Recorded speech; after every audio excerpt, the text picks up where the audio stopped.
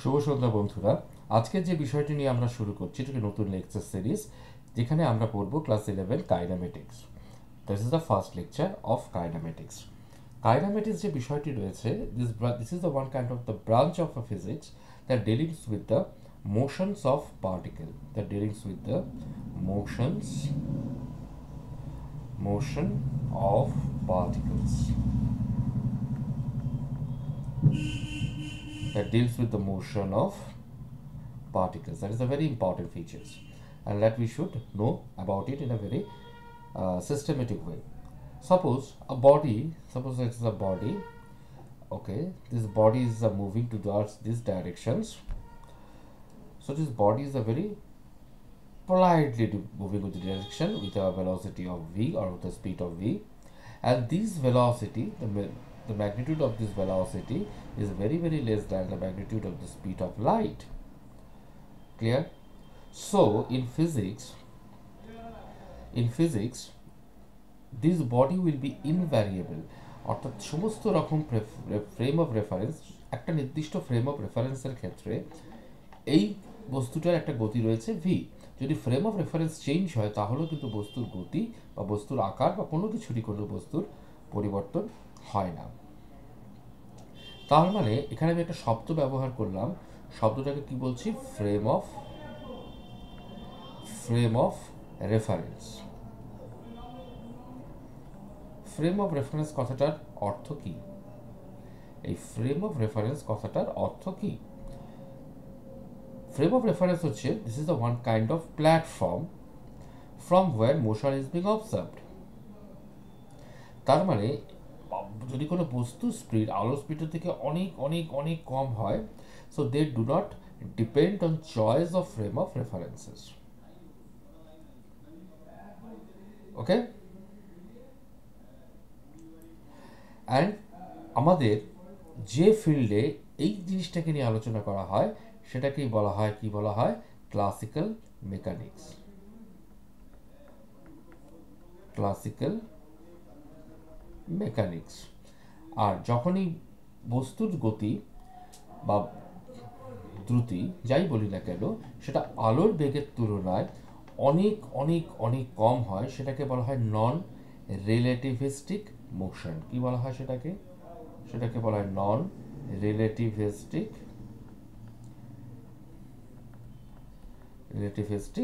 Motion. তার মানে classical মেকানিক্সে আমরা সবসময় এই নন রিলেটিভিস্টিক মোশন নিয়ে আলোচনা করে থাকি। ঠিক আছে? তাহলে নন রিলেটিভিস্টিক মোশনটা আমাদের আলোচনা হয় ক্লাসিক্যাল মেকানিক্সে। অন্য দিক থেকে বলতে গেলে আমরা এটাই বলতে বাধ্য হব যে ফিল্ডে দাঁড়িয়ে আমাদের নন রিলেটিভিস্টিক মেকানিক্স মোশন নিয়ে আমরা আলোচনা করি, সেই ফিল্ডটাকে বলা হয় ক্লাসিক্যাল মেকানিক্স। এইবার ধরা যাক এই যে ভি, কোনো একটা বস্তুর গতি, সেটা near about very close to c, অর্থাৎ স্পিড অফ দ্য লাইট হয়ে গেল, কোনো কারণে এই পজিশনটা তৈরি হলো। ঠিক আছে? এটাকে বলা হয় রিলেটিভিস্টিক মোশন। এটাকেই বলা হয় relativistic motion.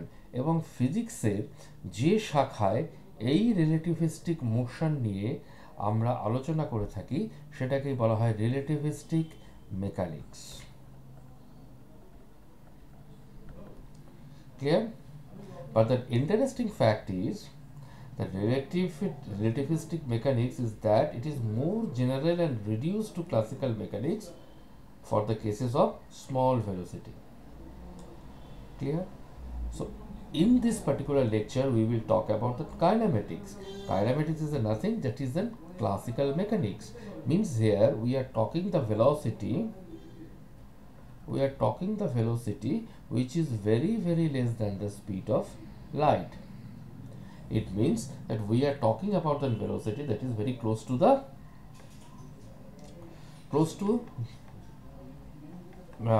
or we from another point of view we can say এই যে ভেলোসিটি গুলো রয়েছে সেটা মানে আমরা প্রত্যহ জীবনে যে সমস্ত গতি নিয়ে আমরা আলোচনা করে থাকি সেটাকেই বলা হয়ে থাকে, সেটারই আলোচনা হয় যে ফিল্ডে, সেটাকেই বলা হয় এই কাইনেমেটিক্স। রাইট? তাহলে এইবার আমাদের এখানে একটা কতগুলো বিষয় আছে, যে বিষয়টা কিন্তু একটু করে জেনে রাখা ভালো। সেই বিষয়টা হচ্ছে যে অনেক রকমের গতি হয়, ঠিক আছে? অর্থাৎ এই যে মোশন হয় না, ভালো করে বোঝো একটু, এই যে মোশন হয়, আরো ভালো করে বুঝবে, এই যে মোশন হয়, এই মোশনের তিনটে ভাগে এটাকে আমরা ভাগ করে থাকি। একটাকে বলা হয়, যদি ভাগগুলো দেখা যায়, ট্রান্সলেশনাল মোশন। কি বলা হয় এটাকে?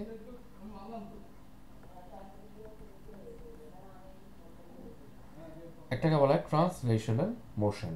তার এক্সাম্পল হিসেবে আমরা কি দিতে পারি? A car is moving, a car is moving, ঠিক আছে? এছাড়া দ্বিতীয় যে মোশনটা হয়ে থাকে সেটাকে বলা হয় rotational motion. Rotational motion, rotational motion মানে কি? Rotation of earth. এক্সাম্পলে আমরা কি লিখতে পারি? Rotation of earth, rotation of earth, right? এবং থার্ড যে মোশনটা আছে সেটাকে বলা হয় ভাইব্রেশনাল মোশন।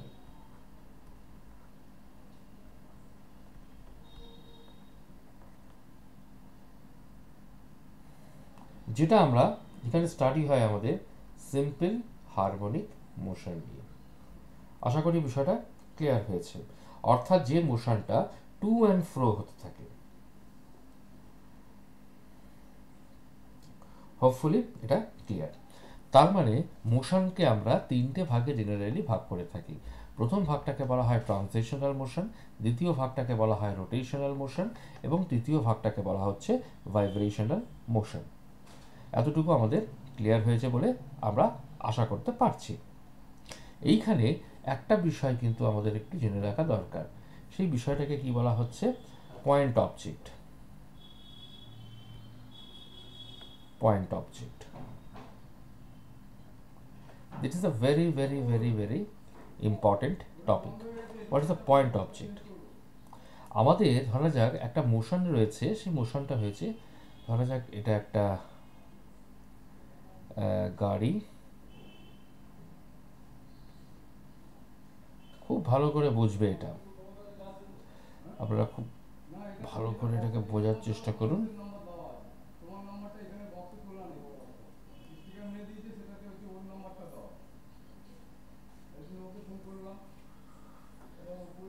এটাকে বলা হচ্ছে একটা গাড়িটা মুভ করছে এই সাইডে উইথ এ ট্রান্সলেশনাল মোশন, ঠিক আছে? So here we can use the concept of point object. এইখানে কিন্তু আমরা এই পয়েন্ট অবজেক্টের কনসেপ্টটাকে ইউজ করতে পারি, ঠিক আছে? যেটাকে বলা হয়ে থাকে, কি বলা হয়ে থাকে, যেটাকে পার্টিকেল মডেল। তাহলে এই বস্তুটা ধরা যাক কলকাতা থেকে সে তার জার্নি শুরু করেছে, করে এখানে এসছে, এখানে ধরা যাক শিলিগুড়ি। তাহলে এই যে বিস্তর যে জার্নির যে পথটা, এটা কত কিলোমিটার? 680 কিলোমিটার। কিন্তু গাড়িটা কতটা লম্বা? গাড়িটা দেখা গেল 10 মিটার লম্বা, ইন এ সেন্স বলছি। তার মানে 10 মিটার লম্বা গাড়িটা এই দূরত্বের তুলনায় অনেক অনেক কম, অনেক কম। তাহলে এই দূরত্বের রেসপেক্টিভে এই গাড়িটা হয়ে যাচ্ছে কি একটা পয়েন্ট অবজেক্ট। আশা করি এটা বোঝাতে পারলাম। ধরা যাক একটা রকেট, সে প্রায় এখান থেকে, ধরা যাক এটা পৃথিবী পৃষ্ঠ থেকে সে গেল, পৌঁছালো এইরকম পজিশনে, যেটার দূরত্ব ধরা যাচ্ছে 18,000 কিলোমিটার, আর রকেটটা ধরা যাক 120 মিটার লম্বা। তাহলে 18,000 কিলোমিটারের কাছে 120 মিটারটা কি অতি নগণ্য। তার মানে এই রকেটটা হচ্ছে কি এই দূরত্বের সাথে একটা পয়েন্ট অফ অবজেক্ট। তাহলে এই যে একটা প্ল্যানেট, এই প্ল্যানেটটা সে সূর্যের চারিদিকে ঘুরে বেড়াচ্ছে, তাহলে এই পথের পার্সপেক্টিভে এই প্ল্যানেটটা কি একটা পয়েন্ট অফ অবজেক্ট। অথবা মহাবিশ্বের কাছে এই প্ল্যানেটটা কি, it is a point of object. তার মানে পয়েন্ট অফ অবজেক্ট বা পয়েন্ট অবজেক্ট কোনটা হচ্ছে, এটা কিন্তু তার মানে ওর পরিপ্রেক্ষিতে এইটা হয়ে যাচ্ছে, ওর রেসপেক্টিভ এটা হয়ে যাচ্ছে কি, it's a dimensionless.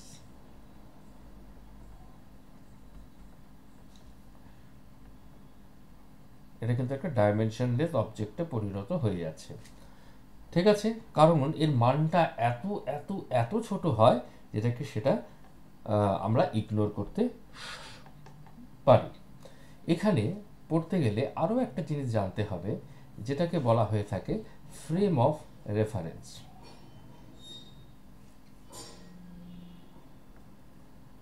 Frame of reference কি বলে এটাকে? ফ্রেম অফ রেফারেন্স বলে।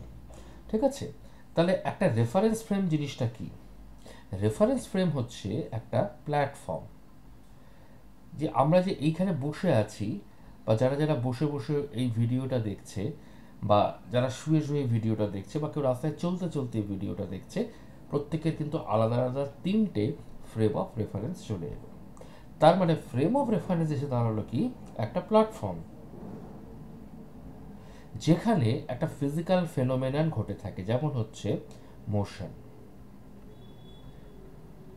এই মোশনটা কি হচ্ছে, ঘটছে, এবং এটা অবজার্ভড হচ্ছে। মোশনটা ঘটছে এবং অবশ্যই এটা অবজার্ভড হচ্ছে। এই রেফারেন্স ফ্রেমকে আমরা দুটি ভাগে ভাগ করতে পারি। ঠিক আছে, এই রেফারেন্স ফ্রেমকে আমরা দুটো ভাগে ভাগ করতে পারি। একটাকে বলা ইনার্শিয়াল,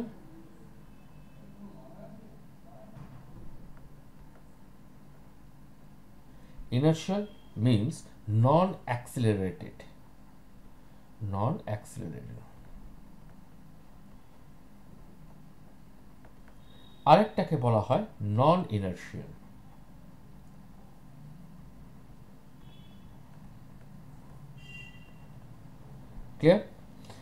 এর যে ডিটেইল ডিসকাশন আছে দিস ফ্রেমস, এটা আমরা পরবর্তী ক্ষেত্রে গিয়ে কিন্তু আমরা সেটা আলোচনা করব। ঠিক আছে, নন অ্যাক্সিলারেটিং ফ্রেম একটা বুঝলাম, আর একটাকে কি বুঝছি, যে নন ইনার্শিয়াল যেটা আছে সেটাকে বলা হয় অ্যাক্সিলারেটেড ফর্ম বা অ্যাক্সিলারেটেড ফ্রেম। এটাকে বলা হচ্ছে অ্যাক্সিলারেটেড ফ্রেম। তাহলে একটা হচ্ছে নন অ্যাক্সিলারেটেড এবং আরেকটা হচ্ছে অ্যাক্সিলারেটেড। মূলত আমরা ইনার্শিয়াল ফ্রেম অফ রেফারেন্স নিয়েই কাজ করে থাকি, কিন্তু নন ইনার্শিয়াল ফ্রেম অফ রেফারেন্সও আমাদের কাজ হয়। কখন কাজ হয়, কিভাবে কাজ হয়, সেটা কিন্তু আমরা পরবর্তী সময় দেখব। লাস্ট এখানে দাঁড়িয়ে একটা ছোট্ট জিনিস আমি বুঝিয়ে বলে দিচ্ছি। সেই জিনিসটাকে বলা হচ্ছে কি, সেটাকে বলা হয় state of rest and motion. Rest and motion. What is this rest and what is this motion? ধরা যাক এটা একটা বস্তু রয়েছে, এই বস্তুটি কখন রেস্টে আছে বা কখন মোশনে আছে। ধরা যাক টি ইজ ইকুয়াল টু 0 সময় এটা এই পজিশনই রয়েছে। ঠিক আছে, এখন আমি এর পজিশনটা বুঝবো কি করে? ধরা যাক এখানে একটা ল্যাম্প পোস্ট রয়েছে, এই ল্যাম্প পোস্টের পার্সপেক্টিভে পজিশনটা এখানে ছিল। টি যখন এখানে 12 হলো, 12 সেকেন্ড, তখনও বস্তুটা এখানে রয়েছে। তার মানে এই বস্তুটা এখন কি পজিশনে রয়েছে? এই বস্তুটা তার মানে এখন রেস্টে রয়েছে। ঠিক আছে, আবার এই বস্তুটা এইরকম পজিশনে রয়েছে কখন? যখন টি ইজ ইকুয়াল টু 0 সময়। কিন্তু বস্তুটা যখন টি ইজ ইকুয়াল টু 12 সেকেন্ড, তখন সেই বস্তুটা তার স্থান পরিবর্তন করেছে অন্য একটা কিছু সাপেক্ষে। ঠিক আছে, তখন কি হচ্ছে, বস্তুটা কি হয়ে যাচ্ছে? গতিশীল হয়ে যাচ্ছে। তখন এই যে বলটা রয়েছে, এই বলটা কিসে রয়েছে? মোশনে রয়েছে।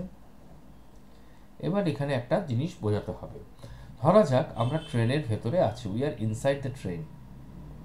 আমরা ট্রেনের ভেতরে আছি, ইনসাইড। ঠিক আছে, এইবার কোনো একটা বস্তু সাপেক্ষে সে স্থান পরিবর্তন করছে সময়ের সাথে, তাই তো? এইবার ধরা যাক এখানে দুটো চেয়ার আছে, এখানে যে ব্যক্তি বসে আছে এ এবং এখানে যে ব্যক্তি বসে আছে সে হলো বি। এরা একটা নির্দিষ্ট ফ্রেম অফ রেফারেন্সের মধ্যে কিন্তু রয়েছে, ভালো করে বুঝুন। তার মানে সময়ের সাথে সাথে বা পার্সপেক্টিভের সাথে সাথে, কোনো বস্তুর পার্সপেক্টিভের সাথে সাথে ট্রেনটা যদিও মোশনে আছে, ঠিক আছে, এরা কিন্তু মোশনে নেই। কেন? কারণ এখানে ফ্রেম অফ রেফারেন্স যেটা রয়েছে, মানে এই ফ্রেম অফ রেফারেন্স কিন্তু নিজে অ্যাক্সেলারেটেড হচ্ছে, ভালো করে বুঝবে। কিন্তু এর সাপেক্ষে বি এবং বি এর সাপেক্ষে এ দুজনে কিন্তু সময়ের সাথে সাথে নিজের স্থান পরিবর্তন করছে না। তাহলে with respect to A B is at rest, with respect to B A is at rest. কিন্তু বাইরের কোনো গাছপালার সাথে, বাইরে যারা সিচুয়েশন রয়েছে, ঘর বাড়ি গাছপালা প্ল্যাটফর্ম মানুষ সবার পরিপ্রেক্ষিতে কিন্তু কি হচ্ছে, এ এবং বি উভয় স্থান পরিবর্তন করছে। তার মানে ওই ফ্রেম অফ রেফারেন্সের পরিপ্রেক্ষিতে বা রেসপেক্টিভে এরা কিন্তু তাদের স্থান পরিবর্তন করছে বা এরা গতিশীল রয়েছে। সুতরাং রেস্ট অ্যান্ড মোশন, এই দুটো বিষয়কে জানতে গেলে, রেস্ট অ্যান্ড মোশন জানতে গেলে তাহলে রেফারেন্স ফ্রেম কত বড় ইম্পর্টেন্ট বিষয় হয়ে দাঁড়াচ্ছে। এই বিষয়টি জানতে গেলে তাহলে রেফারেন্স ফ্রেমটা হচ্ছে very very important. Reference frame এইটা কিন্তু খুব গুরুত্বপূর্ণ একটা বিষয়, যেটা কিন্তু আমাদের সবসময় আমাদের এটা মাথায় রাখতে হবে। ক্লিয়ার? এখান থেকে আমাদের কিন্তু আরও একটা বিষয় আসবো, সেগুলো আমরা আস্তে আস্তে আসবো। তার আগে আমরা এখানে এই বিষয়টা বোঝাতে পারলাম বলে আশা করছি। Thank you very much, have a nice day.